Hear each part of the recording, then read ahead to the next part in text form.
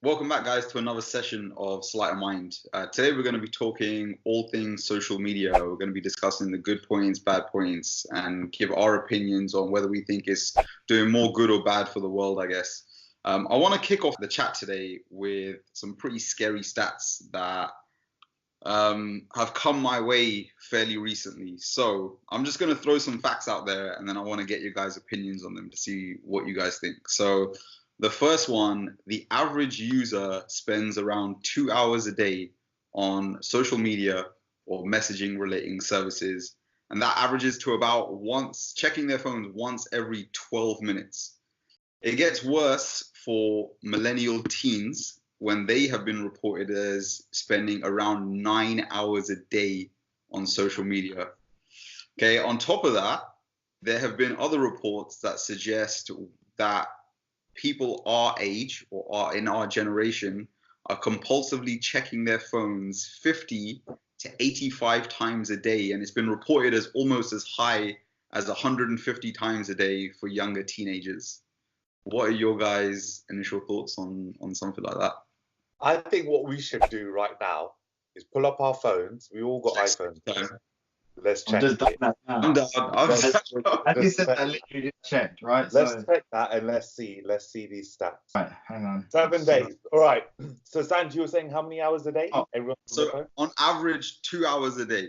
But this stat was just on social media and messages relating devices. So this will be our entire phones.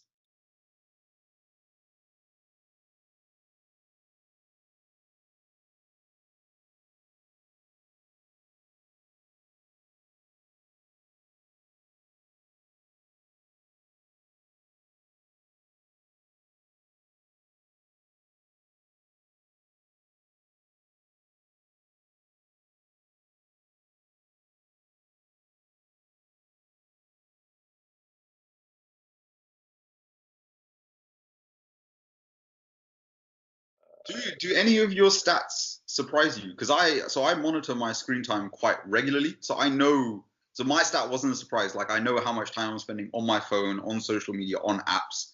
Do any of those stats surprise you when you see how much they kind of add up to every week? Yeah, mine still do, purely because I've switched off my notifications as well. Yeah. 4 hours, 30 per day, right? Okay.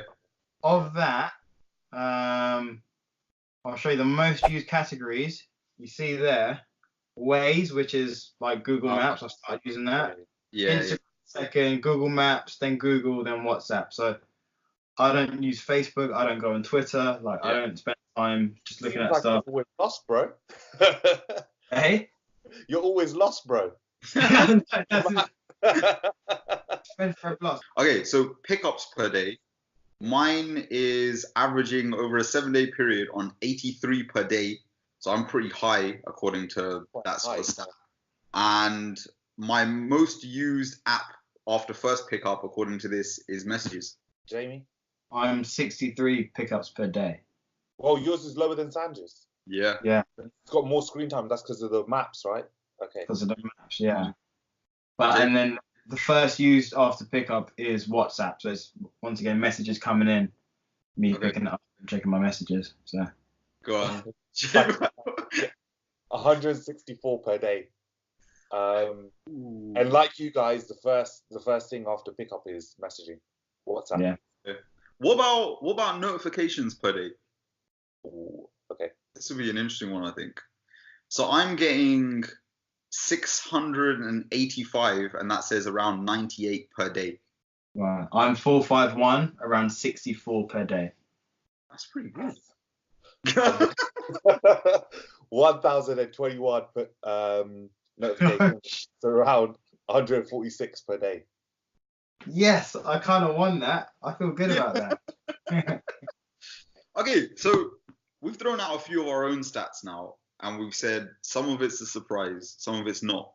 Do you think it's good or bad? Because saying we spend a lot of time on our phones is kind of meaningless, right? Because you could be using it for all positive things, or you could be using all negative things, or a mixture of both. Do you think for yourself it's good or bad? Like Jamie, for example, you looked at your one, and the majority of yours is navigation, which is, I would say, probably not necessarily a bad thing. Yeah. No, I surprise you guys, or what are your thoughts? Personally, so reason why I never really look at pickups is because one, I don't have the Facebook app on my phone. I don't use it. Period. I have the Twitter app on my phone because I manage the social media for my work. Okay. So I'd say half of my social media time is actually me working and actually liking, commenting on people's videos to get create engagement, that sort of thing, doing the social media marketing sort of stuff. In terms of my own stuff, like there's probably like 10 people on my actual Instagram that I'll actually look at their pictures and comment and like and see what they're doing, and then the rest I don't really pay attention to. I'm not surprised. I think if I took out the navigation sort of stuff as well, it'd be lower. I make an actual concerted effort though to not spend time on social media because that was different a few years back. And yeah, I don't know. When I was a social media marketer, I spent loads of time on it. You got to study people's behavior. You have to study what people are liking, what's going on in the world. It was a way to connect you to the people and then allow you to grow your business from there. By saying that though, like with that being said, studying people's social media usage, I've seen what they use social media for, and it is just downtime. It is literally just, it's like a magazine now. That's what my girlfriend says to me all the time. We're like, sometimes we talk, like, come on, get off your phone, like spend a couple of hours. And she always says, like, this is like my magazine. You read books and magazines, so this is my magazine. And it's like, yeah, you're kind of right, like, because she's not looking at what people are doing. She's following celebs, she's following makeup and hair and beauty stuff, and she's learning things as well on the go. So I don't know. It's positive when used in moderation, I believe. Okay. Things. So if it's used to help you progress your life or help you get closer to your goals, then great. Like by all means, do what you need to do. But if it's something that's stopping you from succeeding, so if you want to be an entrepreneur, but you're sat just looking at entrepreneur profiles on Instagram while not actually going out there and doing, then maybe put your phone down and just go and start a business and fucking just try it and fail. Do you know what I mean? What do you guys think? Like, J-Rob, thoughts? So for me, I think so. I like this exercise because for me that's still shocking because I've switched off all my notifications. I'm still getting a lot of time. I don't consider myself to be a big social media user, but clearly from what Sanjay's stats are and looking at my usage, I am. And if I'm sitting here and I'm reflecting on what I do generally on my phone, is that when I have little buffer periods, like if I'm walking towards something, I will go on my phone and I will look through Instagram and all this stuff until the time I reach my destination point, which means that I'm mindless scrolling. So away from how like your missus does, Jamie. So this isn't my book. I'm genuinely just wasting time. I'm not letting my brain relax in the same sense as like I'm conscious. I'm actively looking at things. I'm just keeping my brain active for no reason. So that is a massive thing, which probably I want to take away from this now and be like, look, I'm gonna stop doing that and don't do the mindless scrolling. Well, try and stay away from that. Also, what I've actually done on the Instagram app though is I've put a limit of 10 minutes per day. Yeah. But it clearly shows that even when I hit my limit of 10 minutes, I extend the limit and then there's no limit. And maybe I need to readjust my limit to give me more time so I don't do that, or just do something completely different. One thing I did get rid of, I got rid of Snapchat on my phone because again, that was another app I used to mindlessly go on. I didn't ever do anything. I deleted it, and once I deleted it, I didn't feel like, oh my god, I deleted it. I kind of want to go to it. My finger didn't even try and go look for it. Sandra, remember how we were saying about shuffling all your apps up and you'll just naturally go to it? I didn't even do that. So that was a great thing to get rid of. I feel like Instagram might be the next thing to get rid of. The only reason why I like Instagram is that I keep it as my diary of like trips and stuff like that because I upload things when I've gone somewhere and it's kind of like a memory log for me. Yeah. But maybe there's another way of getting around that. So I don't know, maybe deleting it and then just reinstalling it whenever I wanted to upload something. Do you think a detox would benefit you? Yes, I do want to spin this conversation off in a little bit towards the positive side, because I think there are some positives to what social media can provide. There was one other thing that I did some research on recently, and I mean, I'm sure I've heard of it before, but just hearing it phrased in this way was a little bit shocking. And it was basically it was an open bit of research talking about the studies done on social media companies, and how when social media first came out, for example, Facebook was the first big platform. It was labeled as thefacebook.com, and the idea of it was to look up old friends and to push information one way. So you're publicizing or putting out information about yourself, putting it out there, and that's it. People can read that. It was a one-way flow of information. Then they started introducing things like likes, comments. Twitter had things like retweets, and it created this feedback for us. And what these companies found is that this unpredictable feedback in which you can receive positive approval from your peers was quite addictive. And they found that actually this has the potential to be a multi-billion-dollar industry. So they actually have teams that spend millions and millions on making you spend more time on your phone or more time on these apps and technology, right? So actually, and the way it phrased, which kind of like hit me a little bit, was you're not the user, you're the product. You are being designed. So when people are saying I'm addicted or I'm spending so much time on this, in some sense, you're kind of the victim, because you're being genetically engineered to spend more time on these apps, on these pieces of technology, which I found kind of scary. Like, they're taking away, I mean, obviously to some extent we have control, but they're doing everything within their power to make sure that we're spending more time doing exactly that sort of stuff. It's the mindless scrolling. It's how they make their money. It's it's to put ads in front of your face, to put the right ads in front of the right people. That's every single major social media platform's business model. Every single one. YouTube, Snapchat, Twitter, maybe not so much Twitter, but Facebook and Instagram for sure. And Google. Mm. We wouldn't consider Google social media, but they've tried it. Flopped for them. Google Plus. Yeah, for sure. I feel the big downside for me is like, I feel like it traps a lot of people. A lot of people have ambitions and dreams, and while it can be inspiring, which is great, you get some inspirational stuff on Instagram and Facebook and whatnot. Especially in the context of Instagram, a lot of people there's so much fake stuff out there. There's so much sort of just stuff that's just crap, and it's like presenting an image that isn't realistic. It's selling people dreams like a snake oil salesman. You sort of see a guy who's here, there, and everywhere, and living this and that, and like it then sort of encourages you to compare your life to his or to her. And it's not even comparing your life; it's more so comparing your Instagrams, right? But what you're actually doing, you're comparing your real life, because you know what your life ins and outs are. You know how much money you have. You know what you do for a living. You know where you're going on holiday. You know everything about you. They don't. So you're comparing your real life to what they put on Instagram, not to their actual real life. Do you see what I mean? Yeah. And so it creates this vicious. I think it's a mental problem. It's serious for depression. There are people that are just like, they're just driven by these unrealistic goals, which they don't actually want. It's just what they think society thinks they should do. And I think that's really unhealthy. Like, I think that's really bad.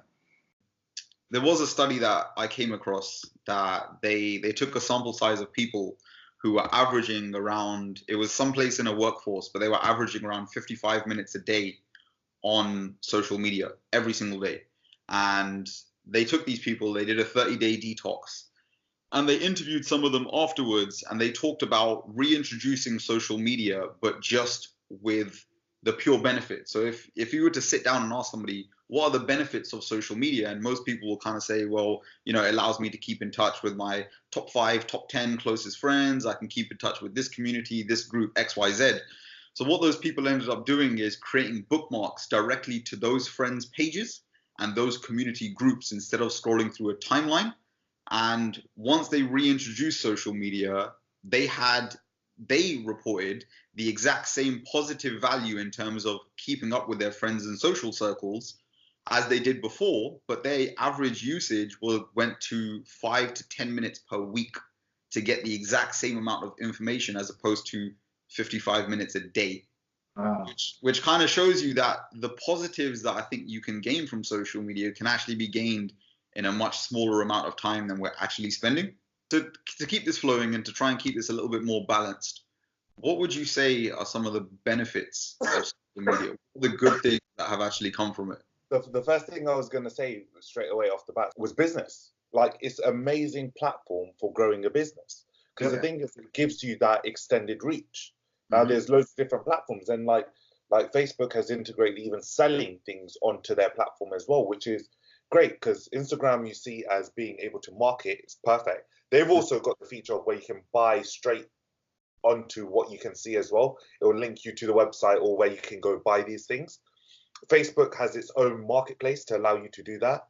So I feel like social media, in terms of growing a business and having access to more people who are interested in the common things you like, is amazing. And also just general, like, if you have hobbies and interests and you want to connect with a group of people, it's perfect for that. Like, we see Baxter as well. Like, he's in to a lot of Facebook groups with the different groups that he's really interested in, with his entrepreneurship, with his website building, and with his martial arts. He's got all of that. He's got that community in that knit, and he's able to find people that he generally wouldn't come across on a day-to-day basis. So I think in terms of that, being able to put yourself out there, growing a business or finding like-minded people for specific things, excellent platform. Like, that, we're leaps and bounds ahead. With having that technology. One thing I was going to say, it just gives people a whole different perspective, especially on news. For example, like, the news is, they select what they show. You don't choose that. You just, back in the day, you used to sit down at 6 o'clock, the whole family sit down and watch the news, and whatever they showed, and bam, that was it. Now with social media, something could happen like down the road, which could be really impactful on your community, and within an hour, everyone can see it. So the ability to share that sort of stuff, I think, is amazing. To share the good stuff anyway, to share the good news, to share these inspirational stories that wouldn't get that mainstream sort of coverage. That's a great benefit. The fact that you can follow your favorite athlete and see, hey, what does this guy actually eat and what does he do? And that inspires you even more. It just gives you a nice insight into, like, these people's lives. I think that then correlates, though, to the negatives of it, which obviously I've already been into, but you can go down a big rabbit hole with that and really drag some negatives as well. I mean, as you said, there's the fact that you can keep in contact and catch up with family and friends that are international, around the world, in other countries. In terms of connecting with people, a lot of it is just friends and family as well, overseas. I think that side of it is really good. Like, no more borrowing the house phone and calling someone up. One of the arguments made in the book I've been going through recently is that when you ask people what are the benefits of social media, they often point back to a lot of the early benefits of when social media first came out. And it's things like the connection, the ability to share information, get information out there about yourself or your business, which was the primary goal when social media first came out. I think, however, people often overlook how much of a detrimental impact it can potentially have in terms of the feedback that you get yourself into, the maybe like the subconscious feeling of wanting to see how many likes or retweets or something that you've posted has gone out there. And I think to give it a little bit more of a balanced perspective, Jay Shetty has quite a good quote on this, and he said he learnt this principle as a monk, and he always talks about it with a glass. I'll use my bottle as this example. So he says the bottle can either be filled with water or poison, but it doesn't make the bottle bad. It makes what's inside of it bad. And the bottle in this case is social media. what you put inside of it can either be water or poison. It could be good for you or bad for you, but what's inside of it is up to you. It's your choice as to what you fill your social media with. Your timeline can be filled with a very small but engaging and positive things that are going to do really good things for you. But it can also be filled with a lot of negative things that are going to lead you to mindlessly scroll, waste your time, envy, be jealous, and feel a lot of negative emotions to a lot of things and people. So I think it is, to a certain extent, what you make of it, but it did really scare me hearing that how much time and money and energy is spent on making people addicted to these platforms. Yeah, I'm not surprised at all, man. As you said, like, it's up to you to do what you want with it. What drives me crazy, right, is where, and we've been on a whole topic of living life to the fullest and being happy and finding happiness and whatnot. What really drives me insane is where people are in these amazing places. They're seeing some amazing things. They're at a cool football match, or they've seen a celebrity, right?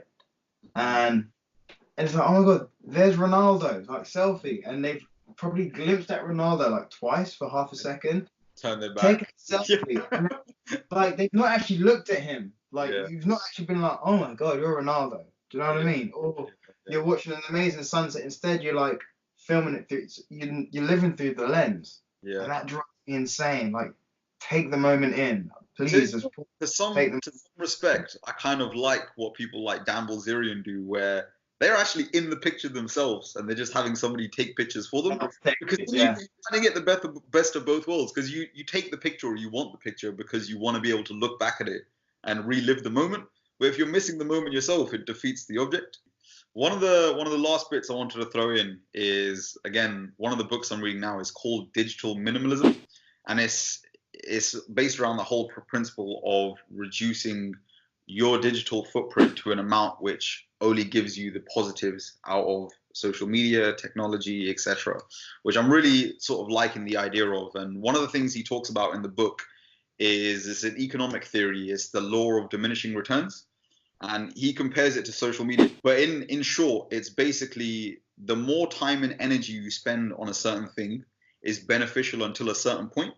Once we reach that peak, any more given time spent on that thing actually leads to a worse impact. So I spoke about this yesterday, and the same thing could be said for social media. It's good up until a certain point when you're spending your time and energy onto it, but the moment you exceed that and you start to put too much time and energy, actually you see a decline in the result that you're getting from it, and it can have some negative impacts for you guys. So yeah, I thought that was quite a good way to visualize and look at social media these days.